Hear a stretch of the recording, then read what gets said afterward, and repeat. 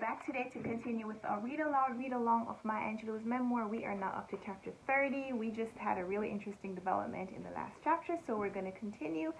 Chapter 30 begins on page 200. I'm going to be reading aloud. If you have a copy of the book, read along with me. If you don't, you can just listen to me read.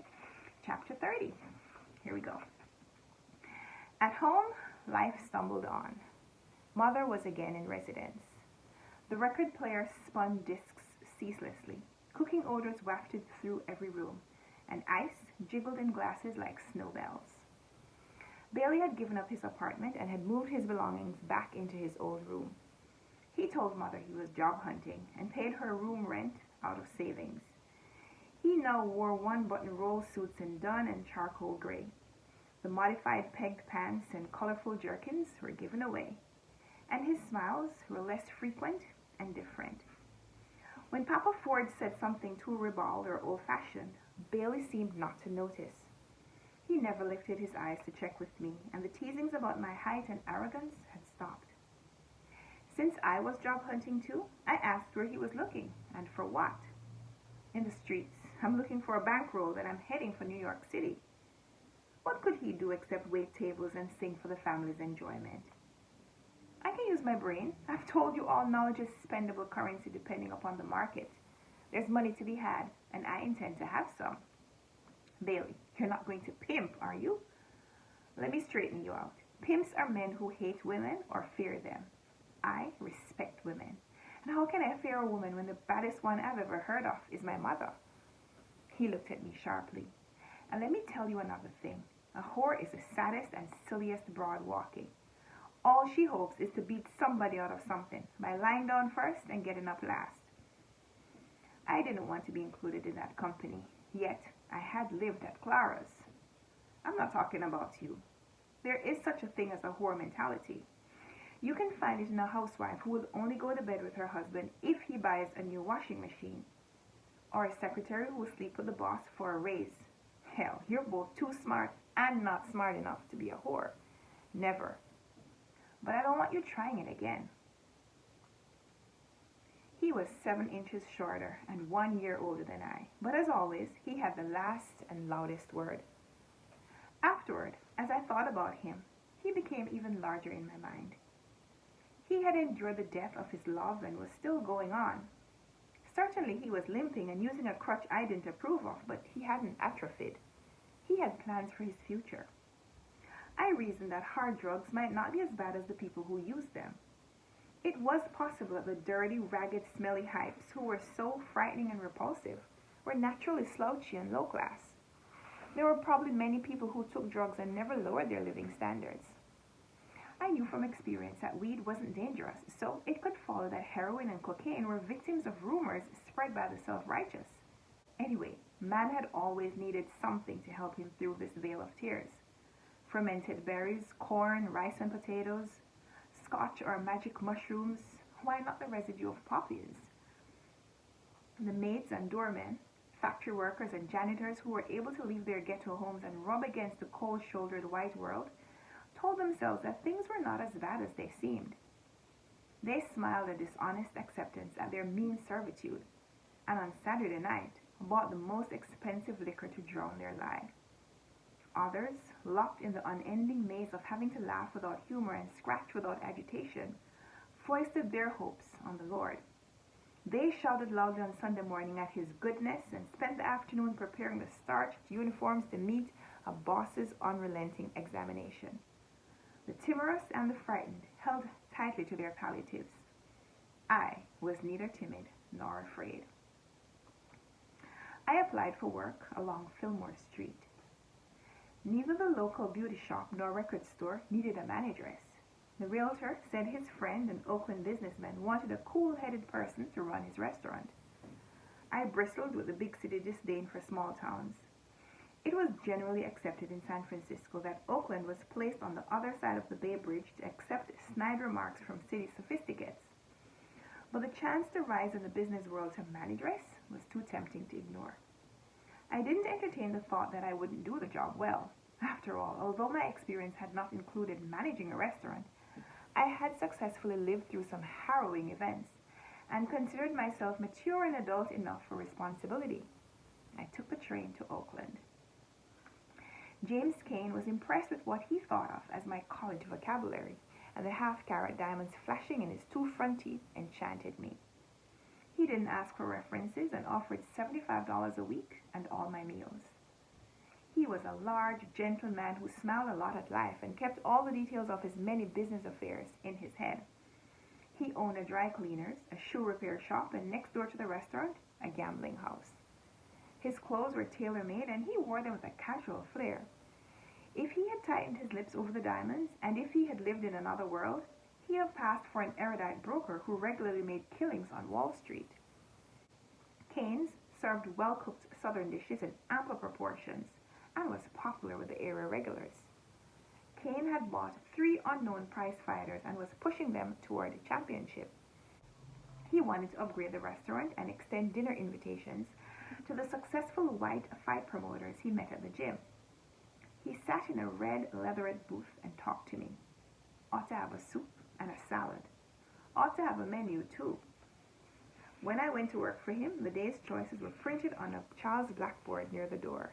Neck bones, short ribs, hog maws, pork chop, red snapper. As determined as I was to make good at the job, I couldn't decide what soup or salad would complement those entrees. Soup had been, for me, in my southern youth, an entree in itself, and salad was mostly potato or slaw. I suggested bouillon. Kane smiled at the sound and told the cook to fix it. Tossed salad, Roquefort dressing. Kane gave the signal to the cook. I also told him that I had seldom seen hog maws or neck bones featured in white cafes. The chef was told to cut down on his orders. They eat a lot of omelets and liver and bacon. I would suggest you stock chicken a la king. Kane's keen intelligence had won for him the position of tycoon in Oakland, and he operated on the theory of an equal distribution of labor. He left the menu design and plan to me.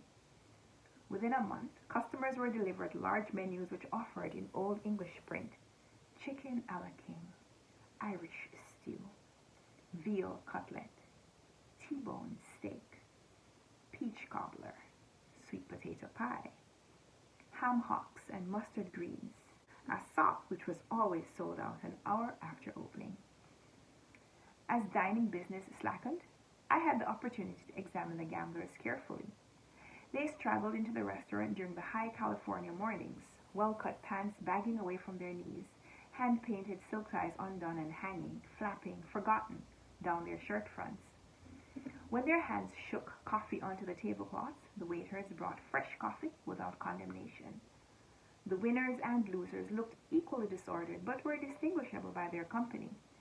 Beggars, grifters, and penny losers hung on their words, pulled chairs out for them, and shouted at slow-moving waiters for faster service. The street women who met their men at the dining tables, Kane didn't allow hustling in the restaurant, and no women at all in the gambling room, were of particular interest to me. They came in tired, the night's glamour gone from their faces and the swing from their hips. The men who drank whiskey for steadiness or diversion took their women's money in the open, counting it out bill by bill, then ordering a flunky to run to the liquor store and quickly bring a taste. The women's faces surged with pride and defeat. They had proved they were successful and trustworthy whores, but they also knew the men would return to the gambling tables to chance the night's earnings, and the women would be sent home exhausted to empty beds. A man who got his highs from heavier narcotics never treated his woman so carelessly. He would wait impatiently, drinking heavily sugared coffee. As soon as his woman passed the window, he stood up and paid the small check.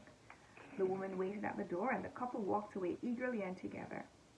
I knew they were hurrying to the fix. I knew that the woman had already made the connection before she came to pick up her man. I knew and could see nothing wrong. At least they were a couple and depended on each other. Kane had little time to notice that all was not well at the restaurant, since he spent his days engrossed with his fighters. The operators of his cleaning shop and gambling house were hewing to the traditional lines, and their businesses were booming. I had to speak to him. Mr. Kane, I'm afraid this month we slid back a little. He thought. Lost money, huh? Yes. Actually, the menu doesn't seem to appeal to the regulars, and there aren't enough of the others to equalize the loss of patronage. I see what you mean. And he did. Let's keep it like you got it for another month. Give those backward Negroes a chance for something better. He topped up a large fork of greens and crumbled cornbread in the pot liquor. Some people don't appreciate the better things in life. The second month showed the restaurant deeper in the red, and although I brought Guy to the restaurant daily and fed him T-bone steak while I ate veal cutlet, the chef complained that his refrigerator was jammed with spoiled food. Mr. Kane told me not to worry. They're scared to go downtown and eat, and when I bring them the same food to their own neighborhood, they won't even eat it. That's all right with me. I did my best. He told the cook to clean out the refrigerator and go back to the old menu. Can you drive? Yes. I want you to take the car and pick up my boxers in the morning. You drive them to Lake Merritt. They'll get out and run while you follow them. When they go clear around the lake, you pick them up and take them to the gym. Then you pick me up and I'll take you home. Then I'll go back to the gym. Hooray! At last! A chaufferette. I guided the Cadillac slowly around the dark curves, and the sounds of the three men panting mixed with the soft slaps of the waves. Two boxers were large, muscular heavyweights who gave me unsmiling grunts when I picked them up at the rundown hotel. They sat like huge black monoliths in the back seat, while Billy, a cute little flyweight, joked in the front seat with me. Baby, I'll burn 'em up with the uppercut. I'll cut their flab with a little jab. Billy reminded me of the Old Bailey, and I determined to see him fight. Kane bought me a brown suede suit and a matching snap brim hat. My shoes, gloves, and purse were suede, and I knew I was as sharp as anyone had a right to be. I sat up front with him and four other fat old men who smoked cigars and passed fistfuls of money in the glaring lights. The whoosh of sound in the auditorium and the frenetic activity of people rising and sitting, walking, running, the faces turning like cardboard cutouts, made me think I had been stupid not to have attended a fight before. The lights dimmed, and Billy in white shorts ran down an aisle toward the arena. Another small boxer wearing black trunks kneed his way through the ropes from another aisle. I turned to Kane, who was negotiating money business with his cronies. It's Billy, why aren't you watching? He glanced up at the lighted square and turned back to the sheaf of money in his hands. He mumbled, that's just the prelims. The referee held up both men's hands and the gong rang. The boxers crouched with their arms tucked into their sides. They began to inch a circle on the floor, leaning in and over as if they were trying to identify the different brands of aftershave lotion. Black Shorts, with a rude immediacy, thrust his left fist into Billy's ribs. Whomp! He withdrew, and while Billy was adjusting, shot his right fist against Billy's cheek. My scream lofted high and made no indentation on the room's boisterousness. Billy wobbled for a second, looking for a wall or shoulder to lean against. Hit him, Billy! I was standing and ready to climb in the ring. Black Shorts bounded away and then moved in close. As if responding to a public announcement, the fight fans began to give their attention to the action. Their low thunder diminished, and I could hear the boxer's feet sliding across the mat. Shh, shh, whoomp! There is no sound in the world like that of a man storing his fist in the chest of another man.